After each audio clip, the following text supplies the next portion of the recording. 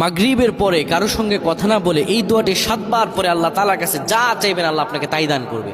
অভাবে আছেন, ঋণগ্রস্ত আছেন, মাথায় টেনশন, ঋণের বোঝা, বাড়িতে থাকতে পারতেছেন না, আল্লাহ সব আপনার পেরেশানি দূর করে দেবে ইনশাআল্লাহ, যদি আপনি আমলটি করতে পারেন।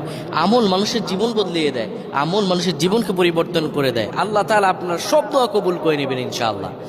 মাগরিব নামাজের পরে কিবলামুখী হয়ে থাকবেন, কারো সঙ্গে কথা বলবেন না, কারো সঙ্গে কথা না বলে কিবলামুখী হয়ে আপনি পড়বেন আল্লাহুম্মা আজরিনা মিনান নার, আল্লাহুম্মা আজরিনা মিনান নার, আল্লাহুম্মা আজরিনা মিনান নার।